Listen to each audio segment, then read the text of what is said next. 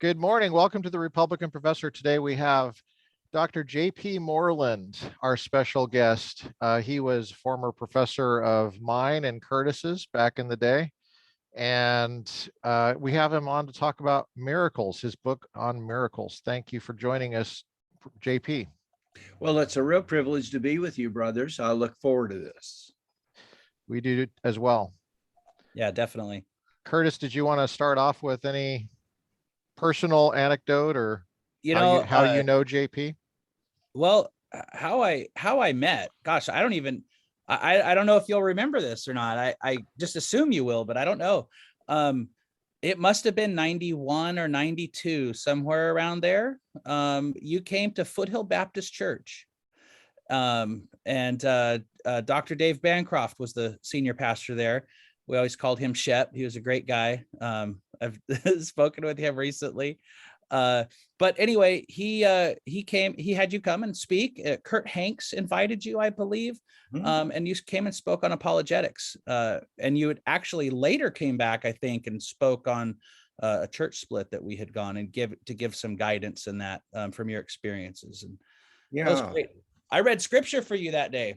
And I remember saying, coming up to you right before the service and saying, Dr. Moreland, this one little spot, you have me going further than the reference, and it doesn't seem like it's right. Like, I'm going to correct you. You know, I was, I think, 19 at the time, and you gave me, you laid down the Greek and said, oh no, in the Greek it's blah blah blah blah blah, and I was like, oh okay, I should have just done what you asked in the first. Well, but that's kind of followed you ever since, hasn't it? Yeah, it has. It has. Just listen to JP and my life will be there you go, buddy. So it's great. It's great. Well, I have fond memories of both you guys, and it's just nice to reconnect. Yeah, definitely. The first time I saw one of JP's books was when I was a teenager at Summit Ministries. I never was there when you were speaking, but so I never got to see you speak at Summit. But I saw your books on the tables, and I was becoming a book fiend at that time. I had a paper route as a teenager, and I remember just spending my entire whatever I made, which is not much, on books. One of them, two of the books I got were Scaling the Secular City and Christianity and the Nature of Science. I still have those books. They're on my shelf right over there. Unbelievable. I tried to read those, and I have to admit, I popped around scaling for years and I got some of it, and I could tell there was something there I wasn't getting. Then Christianity and Nature of Science was a little bit more accessible to me for some reason, at least parts of it was.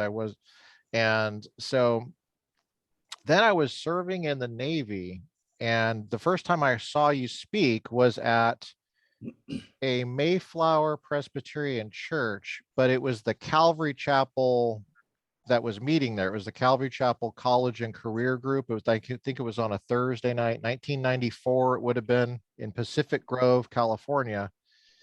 And the Calvary Chapel was meeting in the Lighthouse Theater during the Sunday mornings. And obviously they can't meet at night because they're showing movies for the college and career group. So I think we had I think it's a Presbyterian church. And you were there, and you had your table and your books, and I knew the books, but I'd never seen you before. And so I was like, oh, that's the guy that wrote those books that I don't understand. And I saw you speak, and I talked to you briefly, and you encouraged me to come to study philosophy at Biola, which I later did. Yes. So I'm glad you did. I'm so glad I did too. And that's where I met Curtis. So you brought that program brought us together, and so we're bringing Talbot to kind of American politics in a way, which is that's our niche. Yeah. So we're so happy that you're here. Thank you, JP. I just remember you as just such a joy to be in your class all the time and read the stuff you made us read and be tortured by you. And I love torturing. Yes. But thank you. That means a lot to me. I appreciate it. So we've been exposed to this miracles book that you have. It's a brand new book. It's called A Simple Guide to Experiencing Miracles. There's the book. Is that right? Yep, that's right. And yeah, I just want to make sure I got the title right. Yep. And tell us, JP, how you got the idea for the book. Right. Well, over the 53 years I've been a Christian, and over probably the last 3 or 4 decades, it has really become more obvious to me that the American evangelical church is not having the impact on culture that we could be having given our numbers, and something's very wrong. And so 5 years ago or so, I decided to reread the book of Acts to try to find out what was in their mind in terms of winning and then maturing people into full-orbed disciples. And then I read some of the writings of the church fathers for the first 4 centuries, and I discovered 3 things in Acts and the first 4 centuries. And I verified this with an expert in church history who specialized in the church fathers. And he agreed with my assessment. And I found there were 3 things that were central in their mind. And there's more to the Christian life than this, but these were the core. Number 1, cultivating a Christian mind, learning what we believe and how that differs from our culture, where we agree with the culture, where we don't, and why we believe. So that was number 1. Number 2 was forming people's inner character and their tender heart through spiritual formation practices, so that we are literally growing to exhibit the fruit of the Spirit and are becoming more Christ-like. The third one was really shocking to me, and that was to see and participate in the manifesting the power, the supernatural power of God's kingdom, and through signs and wonders. And that did not stop with the apostles' death. It kept on going. And I realized that since I had been going to a vineyard church since 2003, I was seeing authentic biblical Christianity that had a real supernaturalism to it. Prior to that, I thought that everybody that was into that sort of thing was kind of goofy, and an awful lot of them are, and in a way that's not appropriate, and they're just sort of on a hobby horse. And I was into evangelism, discipleship. So what I thought I would do was to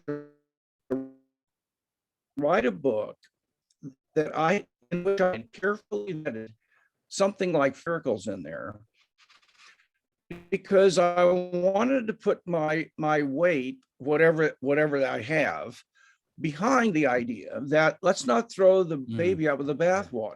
Yes. God is still performing things all over the world, like the book of Acts. And that is a part of our heritage. But so I wanted to be what you might call a credible witness.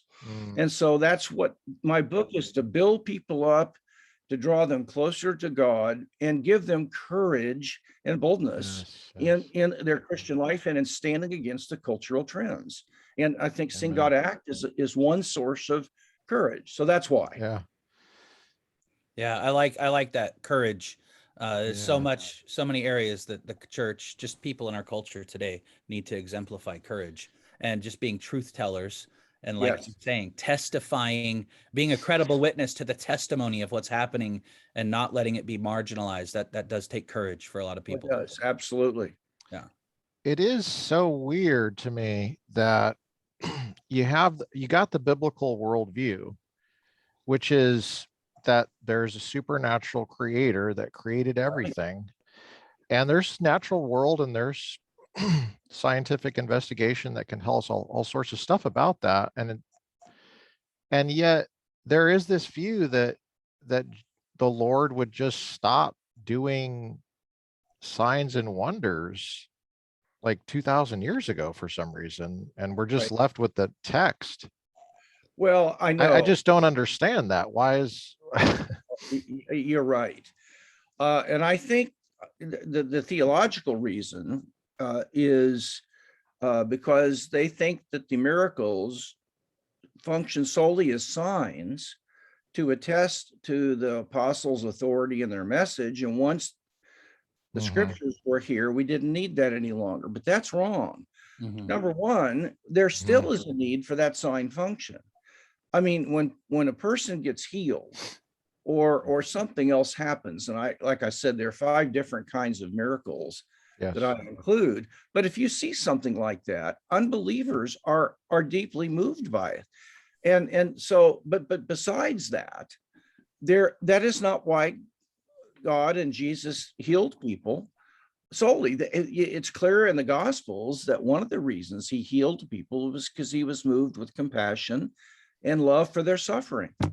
Mhm. And I admit there's a lot of Yes. times when God doesn't answer a prayer or whatever, and I acknowledge that I'm befuddled by that sometimes. But I know with beyond any reasonable doubt that God is still moving in signs and wonders in this country. And he's doing so to bear witness to who he is, but also because he loves people. So one final statement on this. I don't theologize. In my book, I encourage people and tell them how to grow in their expectation of these things. And I list about 8 different ways that a person can make progress, because you can't believe something you don't believe. You can't just choose to believe something. You have to do things to get there. Mhm. And what became clear to me was that I wasn't theologizing the power of signs and wonders through spiritual gifts. I personally do believe that all the gifts in the New Testament are for today, but those who don't accept that should still accept the theological basis for my book. What is that?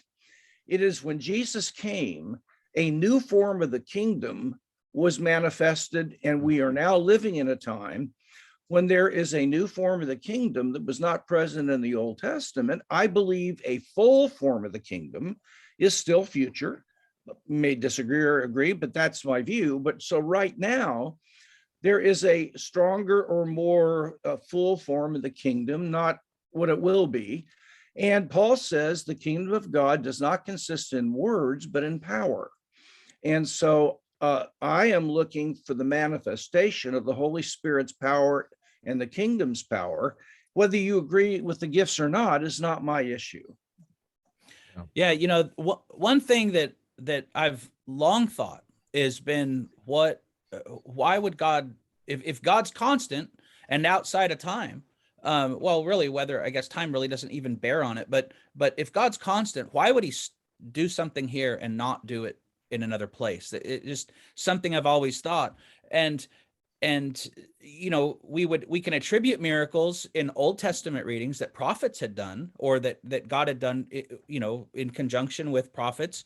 And now that the kingdom has come to, in a sense, like God's not in the tent anymore. He's in each individual tent, right? He's in us, right? So it stands to reason that if he cooperated with prophets and miracles in that way, and we're in that prophet type of role now, Yes. that he would be more permeated throughout the members of the church doing what he's always done.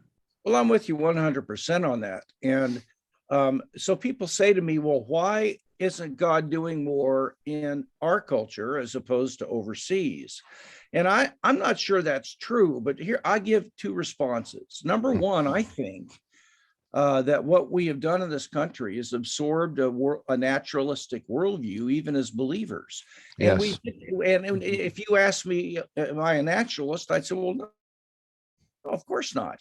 But it's in the drinking water. I mean, it's taught in school. It's subtle. Yes. It's not. Nobody Yes. would explicitly say, well, of Right. course, I believe the physical world is all there is, and science No. is the only way to know anything. But really, Yeah. deep down, they trust the authority of science more than the authority of philosophy or theology as an epistemic guide. And so they end up thinking, well, I don't want to be foolish. I mean, I don't want to get out there in Goonie land. And here's the other thing. This has been so fascinating to me. In the book, I document this, but I've gone into churches and I've asked, how many of you, raise your hand, have seen an answer to prayer that was so specific, there was no way it could have been coincidence? 85%. How many of you have had God speak to you in a way that was not in the Bible, but was under its authority? 75%. How many of you personally know someone, or you have a very trustworthy friend who knows someone, and you trust their testimony, that was miraculously healed? Oh my gosh, it's 80%. Well, there is stuff happening in our churches, but nobody talks about it. And the reason is that they don't want to either come across like they're the super Christians, or number two, they're afraid people will think that they're kind of goofy and they don't want to be embarrassed. So if they see something, they don't share it. And so one of the 8 ways I list as to how to grow in your expectation of the miraculous is to start going to your different fellowships and asking people this question. In the last year, have you ever seen God do something that you believe was a genuine miracle? Or have you ever encountered an angel or a demon that you were pretty confident was real? Tell me about it. And you'll be surprised if you do that, the kind of things that people will open up about. So that's my thinking. It's the naturalism, and it's that we don't like talking about this because we don't want to appear to be like those people and kind of like we're weird or goofy. Yeah, I that's one of the things I really appreciated about the first couple chapters where you get into AIP and like define for people what that is. And maybe we should define miracle too. Yeah, I'll let JP talk about this, but just in a nutshell, the AIP is like an intelligent agent principle, small probability, exactly what you prayed for, met a need, built trust, and it equals independent specialist equals done on purpose by an intelligent. Maybe you could open that up. Or absolutely, I'd be glad to, guys. I'm an interventionist about miracles, meaning that for me, a miracle is a special act of God, or I would also include an angel or a demon, but I don't want to get hung up on that. I just mean a supernatural act that is an intervention into the laws of nature that bring about a brand new effect that would not have happened otherwise, and it's done for a purpose. So it's an act of God, or it might be something a demon does, let's say, and that intervenes in the laws of nature and produces an effect that wouldn't have happened otherwise, and it's done for a purpose. And so a specific answer to prayer, healing, hearing God speak to you in some way, and I list 4 or 5 different ways, and I illustrate all these with cases, and the angelic or demonic manifestations and near-death experiences. And so the question is this: how do I tell the difference between a miracle and just an incredible coincidence? Yes. And the reason this is important is because one of the reasons God intervenes and does miracles is to strengthen our faith and give us boldness. But what often happens is somebody will see a specific answer to prayer that is just specific, and they'll be so built up by it. But the next day, a doubt will creep in, and they'll say, "Gosh, that could have been coincidence." And if they dwell on that, the faith that they got is eroded, and that shouldn't happen. So I decided, and I think that, if I may say so, I think this is worth the price of admission in the book, is I make clear how to tell the difference. So here's how it goes. In the world, there are causes that produce effects. And sometimes the causes are purely natural causes. Example, A flash of lightning causes the tree to split. Now, there the cause is just a pure natural thing, but sometimes the cause is an intelligent, rational agent who freely did something. And so I come in and our dinner table set, and I don't look to a law of nature to explain that. I explain it by an act of my wife that she did freely for a purpose of serving our Chinese neighbors, not our Mexican neighbors, because of the way the table was set. Now, this kind of cause is the cause that is looked for in all of our courts across the country. Yes. Did this person do the murder or not? Was Yes. it an accident? Mhm. And so they have developed a principle in science that I'm applying to the spiritual life. It's called the intelligent agent principle. And it says when two conditions are met, it is beyond any reasonable doubt that this event or phenomenon you're looking at was the product of an act of an intelligent, rational, free agent and not a law of nature or a coincidence. And the first one is that the event has to be highly improbable. But that's not enough because, Curtis, if you and I were playing bridge and we had a $500 pot that we were playing for, and I'm the dealer, and on the first deal, I give myself, lo and behold, a perfect bridge hand.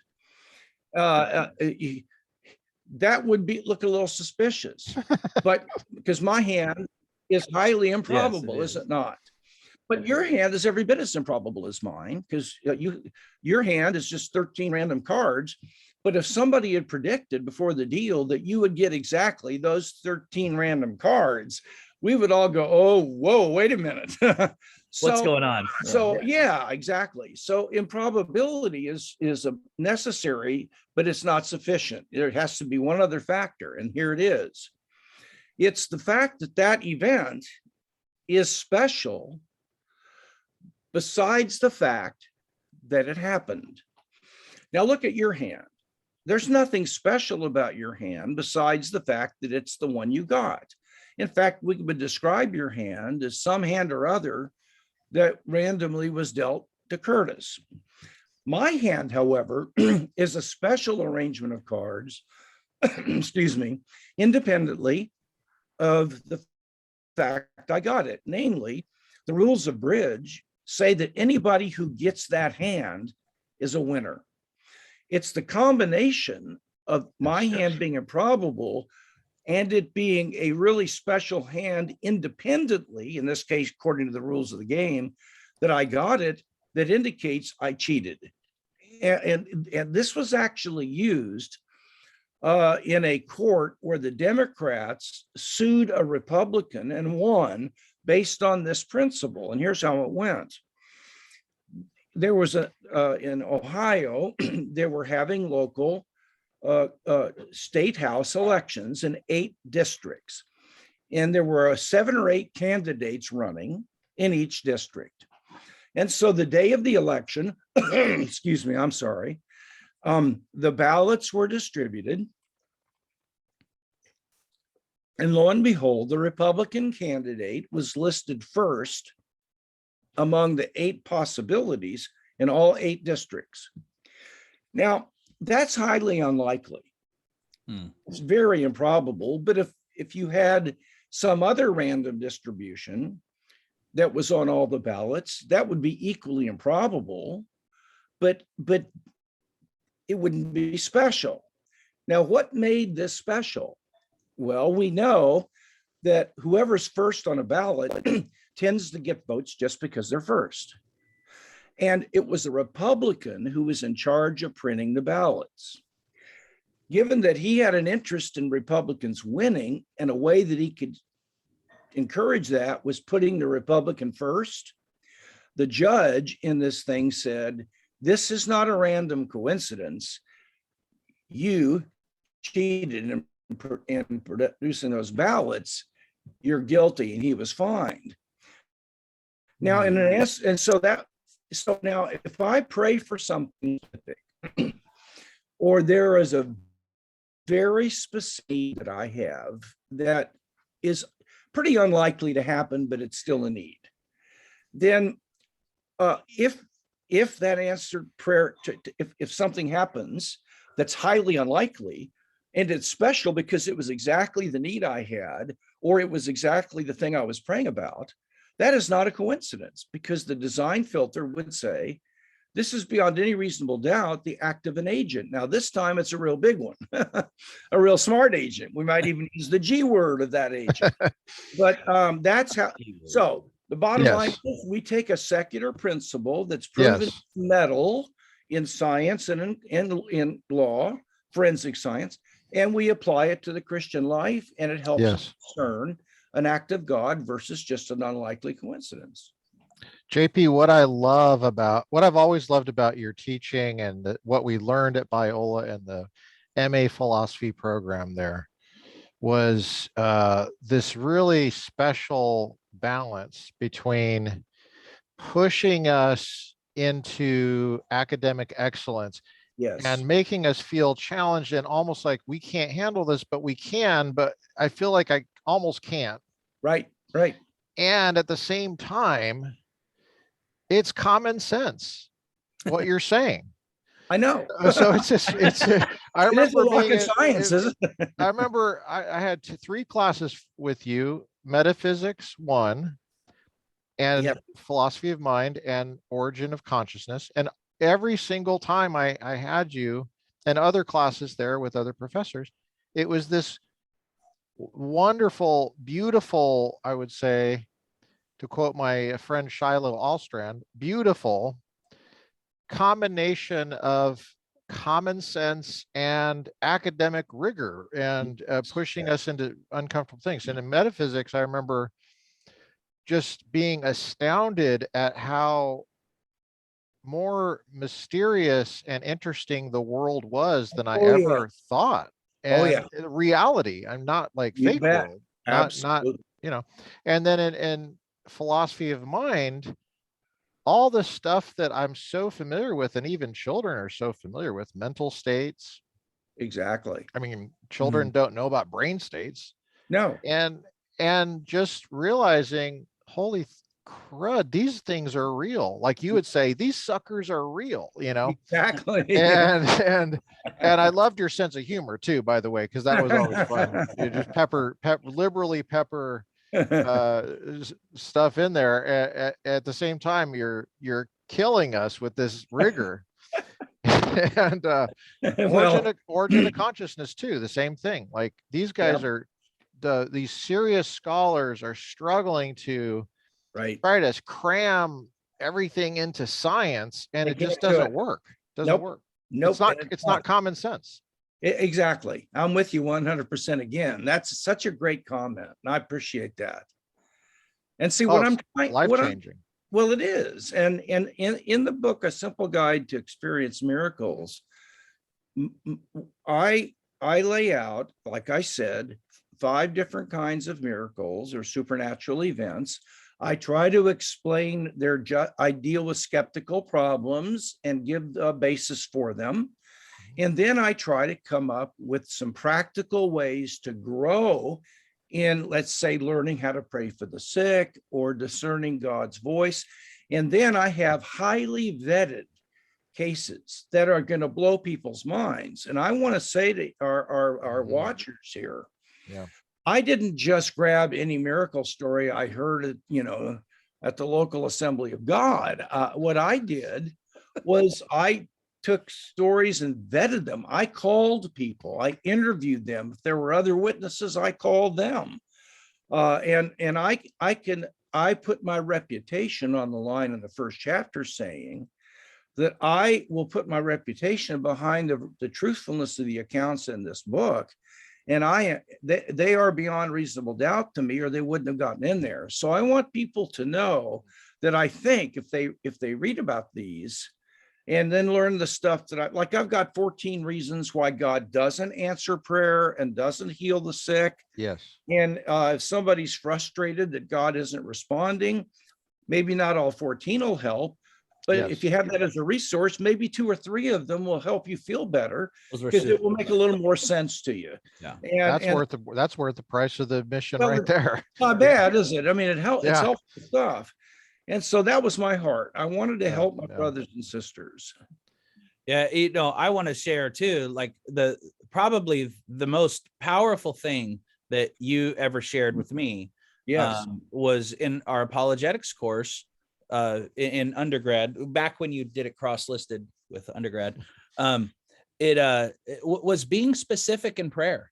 And you shared that story coming out of seminary with us then in the class, where you that story where you prayed specifically for a white picket fence and a grassy front yard and had to be under a specific amount.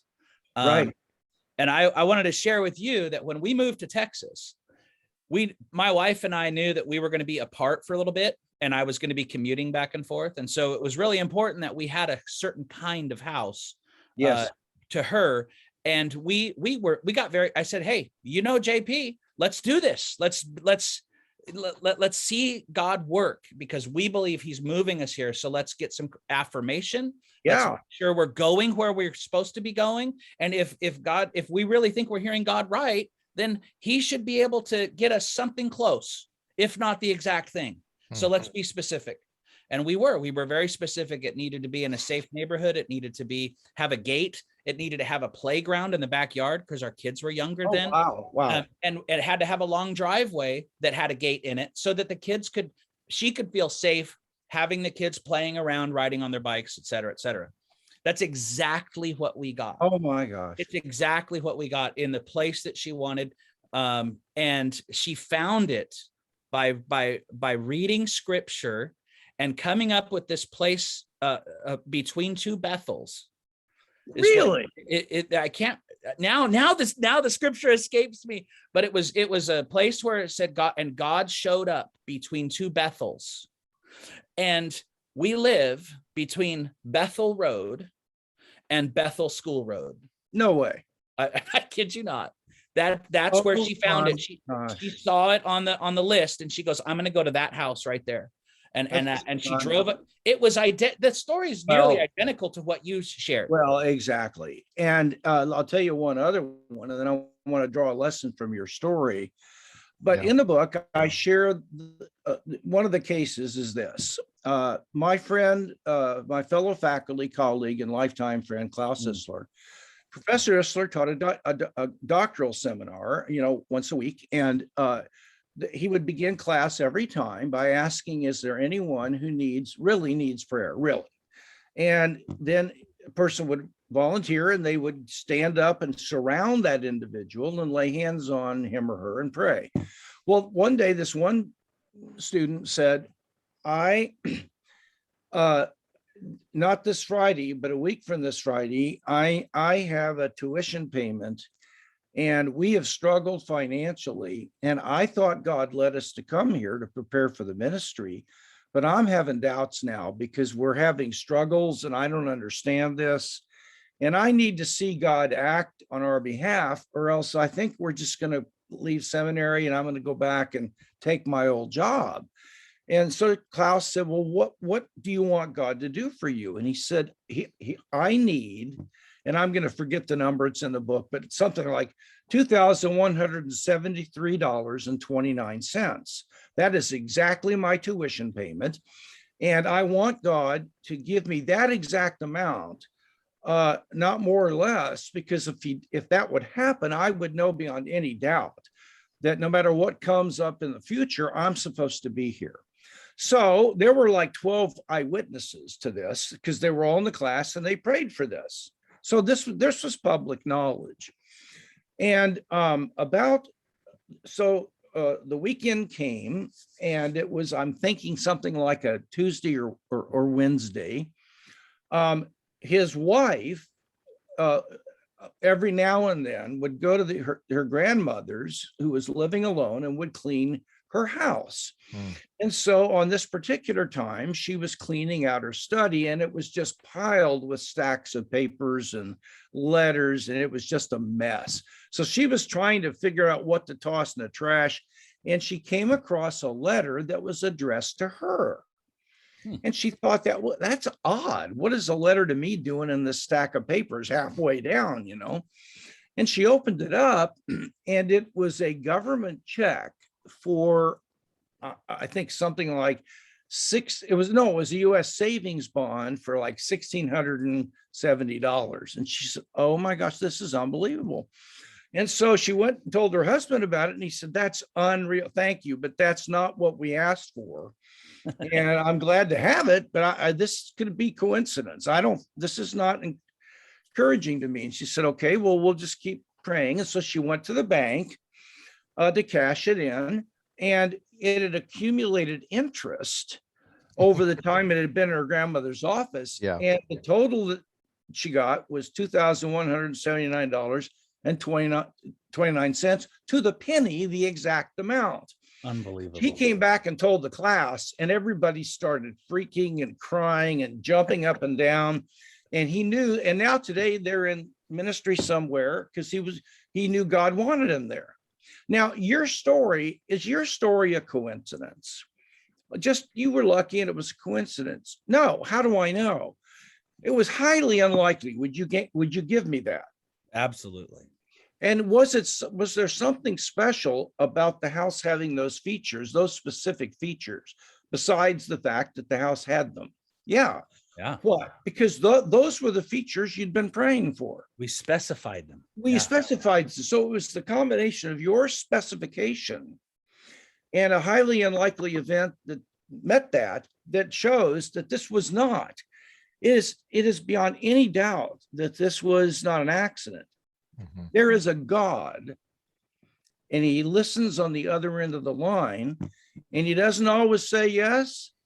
And sometimes he's disgustingly quiet, but there are enough times when he answers that we know he's there. And that was one of them. Amen. How encouraging is that? We have come back to that time and time again. Well, of course you have. Yeah. Yeah. Because it is, how do we describe it? Unbelievable. Well, that's right. Unbelievable. You're reminded of it every time you come home. Yeah, we literally are. Well, and again, like I say, I have plenty of grounds for knowing God exists besides miracles. But when you see these kinds of things, there's just no way that God isn't real, and he's listening. There's just no way. Yeah, yeah. And I challenge any skeptic that's watching this, please. This is not meant to be hubris. Read the book and you ask yourself the question: is the Christian God real? Just ask yourself that question. And if you don't conclude yes, then I'd like to know how you deal with the cases in that book. Right. So that's just a little encouragement to our unbelieving friends that are watching. What I love about all of this is, well, JP, I'm not sure if you know, because I haven't kept up with you, or I haven't been communicating directly with you for a while, but I left Biola and I eventually got a PhD, not in philosophy, but in public law and American politics. So Excellent. I studied a lot of constitutional law. And I had some experiences during that time where I experienced a miracle that meets these conditions. Yes. And before I even heard you spell out the conditions, but this is a while ago, and I don't have permission to share it. All right. So I can't share it, but it did not involve an answer to prayer. This is the interesting thing about this thing, was that it was my wife and I, and Curtis, don't say her name because I'm not supposed to, but my wife and I were talking out loud. Yes. We were not praying. We were just saying what we needed. And I remember I could not pray for it. I didn't have enough faith to pray for it. I get it. And it was answered as if it was a prayer, and it changed our lives. Well, that specific thing that changed our lives. Hello. I would be willing to bet money that you revisit that regularly or periodically, and every time you do, it's strengthening. Am I right? Yes, absolutely. It's like the memorial stones in the scriptures. Now, Yes. what I want to say about your case Mm. is that it doesn't have to be a prayer that makes it independently special. Mhm. It could be a very specific longing of your heart or a need that's specific. Mm. And that you had verbalized this, and you and your wife had actually kind of specified, what we really need is such and such. Yep. That's That what it was. That's then what it if such and such happens, was. Mhm. it's special because that is exactly what you had verbalized to one, or maybe just in your own mind. Oh my gosh, I could really use this. And if it's specific and unlikely to have happened on its own, you explain Yeah. it to me. Besides it being an act of God, I can't explain it. Well, in those conversations that we have with our wives or friends or whoever, confidants, those are expressions of coming out of our heart, and God knows our heart. There you And go. you mentioned in the book a place where Willard talks about, mentions the spectrum of prayer, right? Going between conversation and prayer, right? Yes. And Yeah. you're talking about Dallas Willard. So Dallas people that Willard, don't yes. and not in Yeah. our circle can, yeah, Yes. And he look him was up. head of the Department of Philosophy at USC. I did my training under him. He's passed away now. But there is a spectrum. And on the one hand, you if you're praying for the sick, you might even command the disease to leave. On the Mhm. other hand, you might ask God through prayer to remove this from this person, or God knows your heart. And I think what that means is whether you've verbalized it, you've given him an open invitation to be present and to listen in. And of course, he's going to know anyway, but you've said, I want you to keep your eye on me and to listen in on my conversations, because I want to be an open book as best I know how before you. And if that's the case, then God is paying attention to the thing you're verbalizing to somebody else. And he will know when answering that would be a tremendously good thing for you. And in this case, Yes. clearly was, and yours too. I mean, that's just the way it goes. There are people here probably that are watching this later, probably maybe years later, because this is going to archive like a library. Just like when you write a book, if you only have 5 people check out the book in the first 5 weeks, who cares? It's going to be there for 50 years. Hopefully We this won't will be there censor it, for, Peter. Yeah, we won't. it's unedited. It's going to go up just exactly the way it is.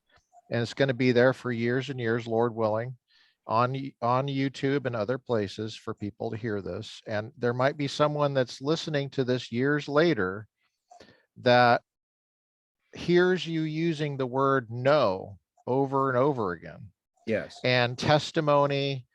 And how is that common sense? How's your definition of knowledge fit Yes. with how we normally think of it, and how's it used in science and stuff like that? Yes.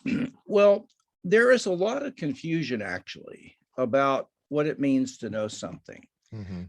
And ever since the philosopher Rene Descartes in the 1600s and just a bit earlier, it has seeped into the culture, in Western culture, that if you know something, you have to be completely certain about it. Mhm. And I'm talking about now rational certainty, not emotional certainty. And that means that if it's possible that you're wrong, then you can't know something. Mm. Now, that's no one in the history of Western philosophy up until that point ever believed that. For them, a major kind of knowledge was what we call a true belief that's based on adequate grounds.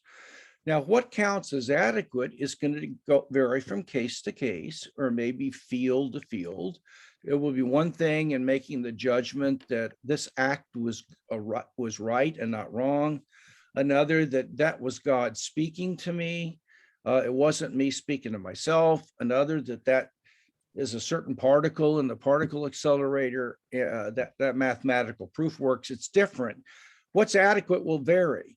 But here's the important point. You can know something and then later come to know it more strongly. Paul says in Ephesians, this I want you to know with certainty. And that presupposes that they knew it, but they weren't as confident as they could be. So they had knowledge, but it wasn't strong knowledge. So you could, and haven't we all known something? Then later we found additional evidence, and we said, "Oh yeah, Yes. boy, I know it even more strongly." So Yes. you can know something and admit, I admit I still have a doubt about it. Yeah. I have questions, and so on. So when I use know, I just mean that there are ways when God intervenes that you can have a true belief that it was God, and it's based on really good reasons, and the design filter would be one of those reasons. Let me give you an example. Do you mind if I have time? Absolutely. Absolutely. Totally. This happened in our church years ago. I'm going to say maybe 15 years ago. There was we have a prayer room on Monday night where if anybody wants prayer, they can come and sign up, and a group of 3 or 4 will take them up to a private room and pray over them for 20 minutes or 30. And so there was a Jewish woman, and I give her name in the book, and she was terminally ill. She had been under the supervision of an oncologist for a long time, and they had done radiation and chemo and other treatments, but nothing had worked, and she'd gotten worse. And they did an X-ray of her, and there were 51 different points of light or cancer riddled all throughout her body, and her whole body was filled with cancer. So they committed her to hospice care, which is a place where they help you die with comfort and so on. Well, she had a Christian friend who said, "Look, there's a church, they have prayer on Monday nights. You're not a Christian, I understand that, but what do you got to lose? Why don't you just go?" So she went, and I happened to interview the guys that were part of this, and I've known them they're trustworthy men, and they were on the prayer team. And the first Monday night she came, nothing happened, but she felt so loved that she told her friend, "I got to go back there. That was a wonderful experience." So she came the second Monday night, nothing happened. The third Monday night she came back, and she's not a Christian, right? No, she has not at all. Not at all. She felt, as they were praying, hot oil, according to her own testimony, go inside her body from her head down into her toes. And at that moment, she intuitively felt a complete change in her body and said, "I'm healed." And so what she did, and I interviewed these guys who were there, the next morning she called her oncologist and said it was an emergency call, and said, "I know that I'm not under your care now, and I'll pay for this, but I have got to get in and see you this week, because I think I don't have cancer anymore." And the doctor he was weirded out. He said, "Okay, I've got a slot Thursday morning." And so she came in and she had the X-rays again. The doctor came out with his jaw on the floor, and he said, "I don't know how to tell you this, but not only does the X-ray show you have no cancer at all, but there's no evidence that you ever did." But he said, "I know you did." He had both plates. If you look at this plate, you can see your cancer body is filled with cancer, but here you got nothing. Well, she gave her life to Christ and became a Messianic Jew. Now, there's a sequel to the story. About 5 years later, I was asked by PBS to participate in an interview for a special on miracles. They were asking atheists in Europe and North America and theists to give both sides of this argument, and I wanted to use this story.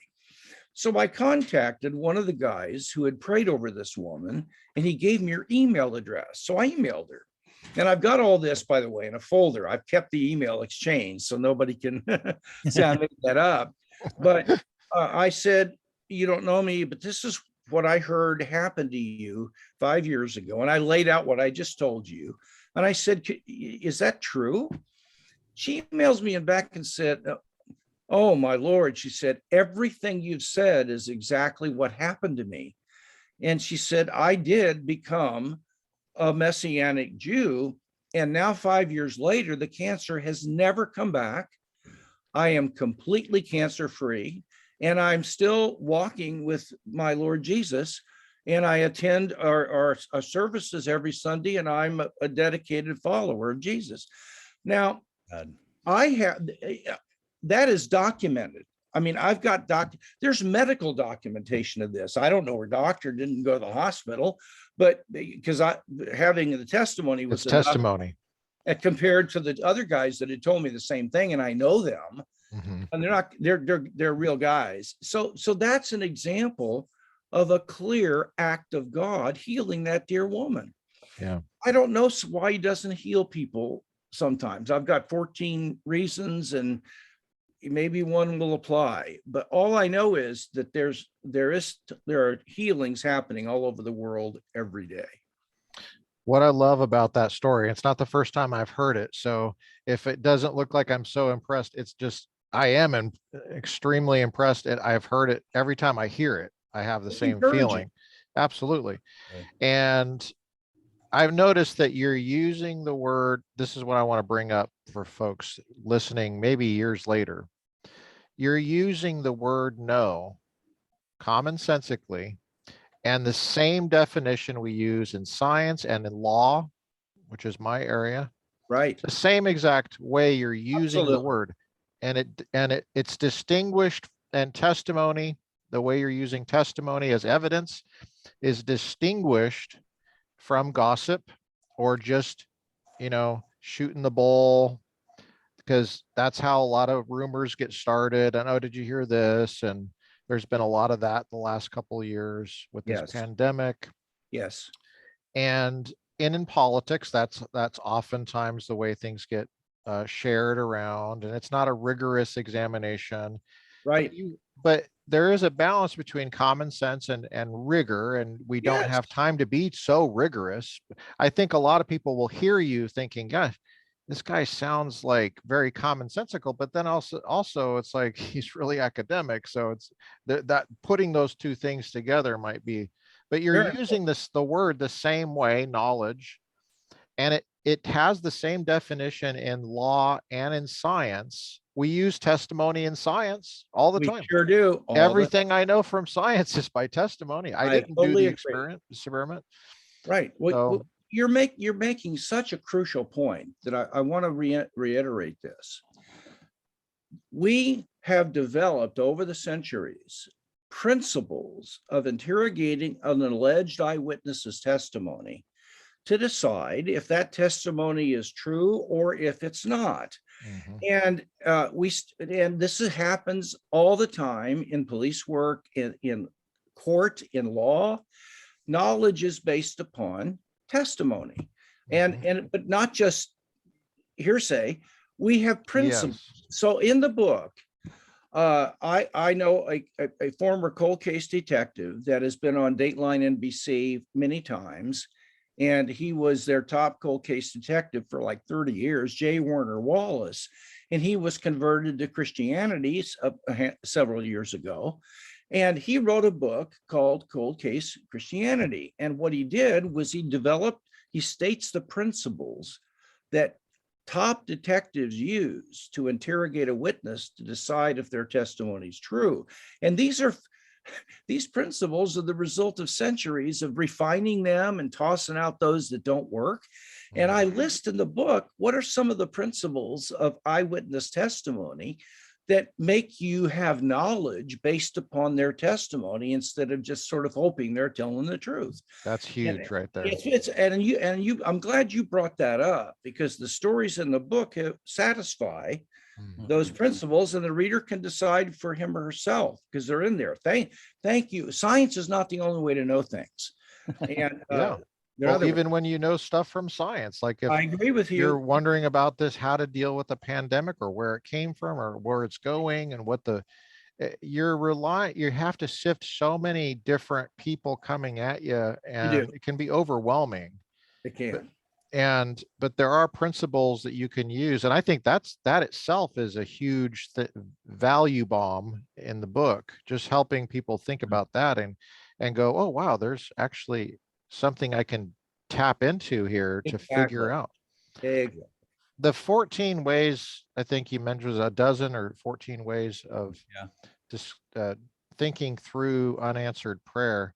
Could you say a little bit about how you how that came up for you and how you worked through that? Well, we have all had disappointment with God, let's be honest. Yeah. And times when we were really angry at God because it looked like there was a chance for him to show himself and help people and honor, get glory from it. Mm-hmm. And so the question for me is, what do I do with these disappointments? Mm-hmm. And I thought one thing that might help me is if I had some, at least somewhat intelligent set of principles as to why God might not be doing this. And I'm not saying I know 100% every time, but so I researched and came up through my study with these 14 principles that made both biblical and common sense. For example, sometimes God doesn't respond because if he did, it would be harmful more than helpful. I'll give you an example. In my son-in-law had a job years ago, and his boss was a boss from hell. Two people in the office left because she was so mean and demeaning, and she demeaned him. She said, "You're stupid. What do you don't even know what you're doing over there." And he dreaded going to work. And we prayed that God would provide, get him out of there. Nothing happened. He had to stay in there a year and a half longer under this oppressive woman. Well, all of a sudden, his wife, my daughter Ashley, heard about a new job at this company, and he interviewed for it. And out of a bunch of people, he got the job. Now, he said, "Why did I get it?" Because there were a lot of interviewees. He said, "What, you got it because in order to do the job we're giving you, you had to have at least a year or more experience in doing such and such," which was exactly what he had been doing in the previous job. And had God answered that prayer, he would not have gotten the new job because he needed that experience to be qualified for the new job. If God had answered that prayer then, unknown to us, we're thinking, "What are you doing up there?" But he knew what he was doing, and he was waiting until the timing was right because he knew if he did it early, it would do more damage than good. That's just an example. That's a great example. Yeah, great example. Curtis, did you have anything that you wanted to close with, or Just we'd love to have you on again. Thank you. I love you guys, and I'd love to. It's been my privilege.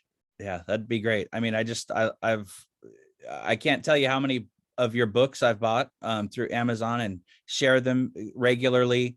Particularly the other one on finding peace. Yes. that's a great title escapes me. That's a great idea for that book. That's the other book I had in mind. Yeah. That I saw you preach on.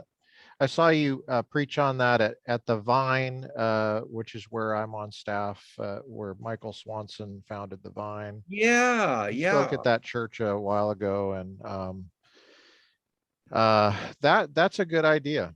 That itself, because I've had a lot of anxiety. I've had a major battle with anxiety in my life. I have too. And I think a lot of people could really relate to that. So Well, we'll do it. Let's do it. thank you so much, Professor Moreland, distinguished professor of philosophy at Biola University, and our former professors. Thank you for making time to be with us. And it's been my privilege, I assure you. I'm going to stop recording.